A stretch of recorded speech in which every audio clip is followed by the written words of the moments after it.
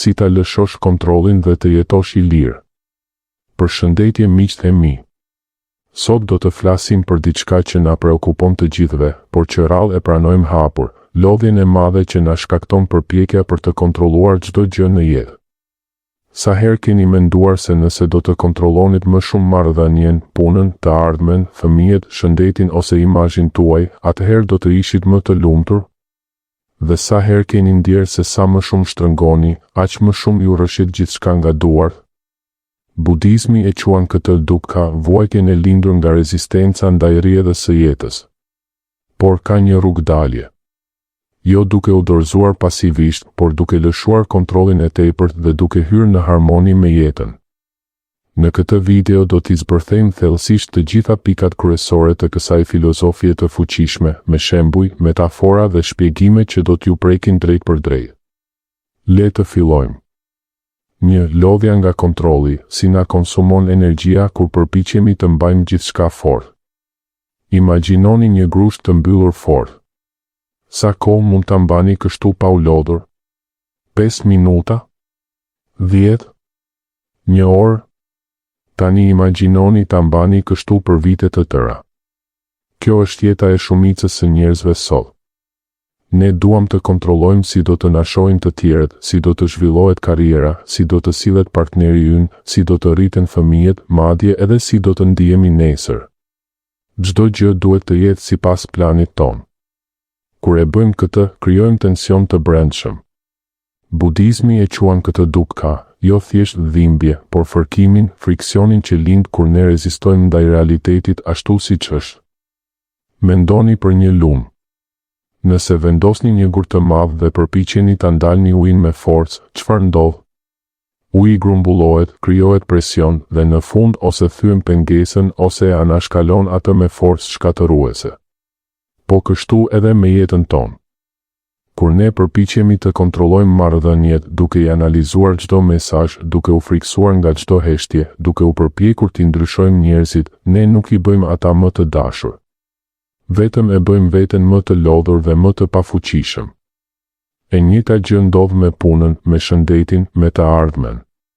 Sa më shumë përpiqemi të parashikojmë dhe të sigurojmë çdo skenar, aq më shumë energji humbasim. Dhe çfarë mbetet? Ankth, pagjumësi, zemërim, zhgënjim. Pyetja e madhe është, çfarë do të ndodhte nëse do të lëshonim paksa kapjen? Jo duke hequr dorë nga përpjekja, por duke pushuar së luftuari me realitetin. 2. Veprimi pa përpjekje. Kinezët e lashtë e quanin këtë parim UA.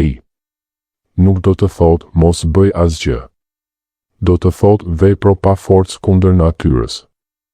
Merrni shembullin e ujit. Uji është më i butë elementi, por edhe më i fuqishmi. Ai nuk lufton shkëmbin, ai e anashkalon atë. Me kohë, uji e gërryen edhe shkëmbin më të fortë. Kjo është fuqia e UA-t. Kur jemi në gjendje UA, ne veprojmë, por jo nga frika ose dëshpërimi. Veprojmë nga një vend qetësie dhe besimi. Bëjmë atë që duhet, por pa u ngjitur pas rezultatit si të ishte çështje jete a vdekjeje. Një artist që pikturon me rrjedh nuk mendon kjo duhet të jetë kryevepra. Ai thjesht le të rrjedh. Një muzikant i vërtet nuk lufton me notat, ai bëhet një me muzikën. UA është besim i thellë se universi ka një inteligjencë më të madhe se mendja jonë e vogël. Kur ne pushojmë së qeni drejtuesit e përhershëm të jetës sonë, fillojmë të bashkëpunojmë me të. 3. Shenjat që po e bllokoni rrjedhën. Si e dini që po e mbani fort kontrollin? Ja 3 shenja kryesore. A. Përsëritja mendore. Biseda imaginare me njerëz që ende nuk kanë ndodhur.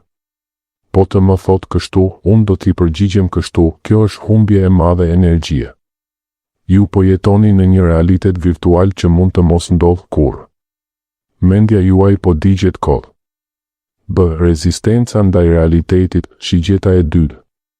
Buda tha, në jetë ka 2 shigjeta. E para është dhimbja e pashmangshme, sëmundje, humbje, zhgënjim. E dyta është shigjeta që ne vetë e shtojmë përmes reagimit ton. Kur dikush ju lëndon, dhimbja e parë është reale. Por vuajtja e dytë vjen kur thoni, kjo nuk duhet të ndodhte. Si guxon ai? Unë nuk e meritoj. Kjo shigjet e dytë është ajo që na vret vërtet. Sa frika nga qetësia. Ne kemi frikë të ulim ritmin. Shoqëria na ka bindur se pushimi është barazi me përtatësinë. Por në qetësi lind qartësia.